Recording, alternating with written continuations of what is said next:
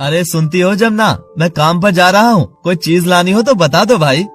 हो सके तो आते वक्त थोड़ी गर्मा गर्म जलेबियाँ ले आना, कई दिनों से खाने को बड़ा मन है। ठीक है ले आऊंगा। ये कहकर बल्लू अपनी ई रिक्शा लेकर काम पर निकल जाता है। हाँ छोड़ दूंगा, पर 50 का नोट लगेगा। ठीक है बहन जी बैठो, 30 दे देना। बल्लू सवारी छोड़कर खड़ा ही हुआ था कि तभी उसकी बेटी कपिला भागते भागते आती है। पापा पापा पापा जल्दी चलो, अम्मा वहाँ सड़क पर। अरे ये आगे भी कुछ बोलेगी या ऐसे ही हकलाती रहेगी मूर्ख? अम्मा सड़क पर लहूलुहान पड़ी है, एक गाड़ी वाला उन्हें टक्कर मारकर निकल गया। ये सुनते ही बल्लू अपनी बेटी को अपनी रिक्शा में बैठाकर जमुना की तरफ भाग लेता है और वहाँ पहुँचकर देखता है तो जमुना तड़प रही होती है। अब मैं नहीं बचूंगी जी, तुम मेरे कपिला का ख्याल रखना। अरे नाना जमुना, तुम ये क्या बोल रही हो? तुम्हें कुछ नहीं होगा, मैं तुम्हें अभी अस्पताल ले चलता हूँ। बल्लू घायल जमुना को अस्पताल ले जाता है। डॉक्टर जमुना की हालत देखकर कहता है, देखिए आपकी पत्नी के सिर में गहरी चोट आई है, इसीलिए हमें तुरंत ऑपरेशन करना पड़ेगा। अतः आप जल्दी से 50,000 का इंतजाम कीजिए। 50,000 की बात सुनकर बल्लू सदमे में आ जाता है। अब क्या करूं? मेरे पास तो इतने पैसे नहीं है, पर जमुना को तो बचाना ही है, इसीलिए कर्ज ले लेता हूँ। बल्लू कर्ज लेने के लिए कई लोगों के पास जाता है, लेकिन उसे कोई भी कर्ज नहीं देता। अरे अब क्या करूं भाई, यहाँ तो गरीब को कोई कर्ज देने तक को तैयार नहीं। अब तो एक ही चारा है कि अपना रिक्शा बेच दूं। यही सोचकर बल्लू गुल्ला सेठ को अपनी रिक्शा बेचने पहुँच जाता है। अरे बल्लू भाया, कुछ दिन पहले ही तो तुमने रिक्शा लिया था, फिर ऐसा क्या हुआ कि रिक्शा बेचने की नौबत आ गई? मुझे अपनी पत्नी की जान बचाने के लिए ये सब करना पड़ रहा है गल्लू सेठ। अब तो रिक्शे को बेचने के सिवा मेरे पास कोई चारा नहीं है। बल्लू पैसे लेता है और भागते भागते अस्पताल पहुँचता है। डॉक्टर साहब जल्दी से जमुना का ऑपरेशन कीजिए, अब तो मैंने सारे पैसे जमा करा दिए हैं।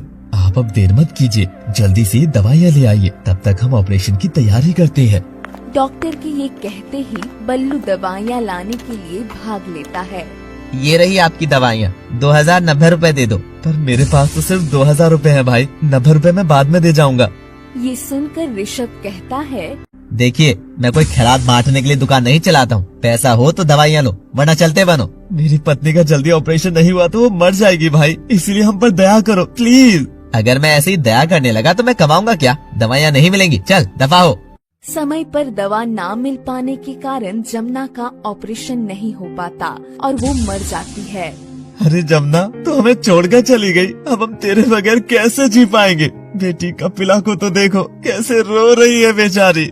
पापा क्या मम्मी हमें छोड़कर चली गई, कभी वापस नहीं आएगी? हाँ बेटा, तुम्हारी मम्मी हमें छोड़कर चली गई है, अब हमें इसके बगैर ही जीना पड़ेगा। बल्लू जमुना को दाह संस्कार के लिए शमशान घाट लेकर जाता है। भगवान तुम्हारी आत्मा को शांति दे जमुना, अब तुम्हारे बगैर जीना पड़ेगा, पता नहीं कैसे जी पाऊंगा।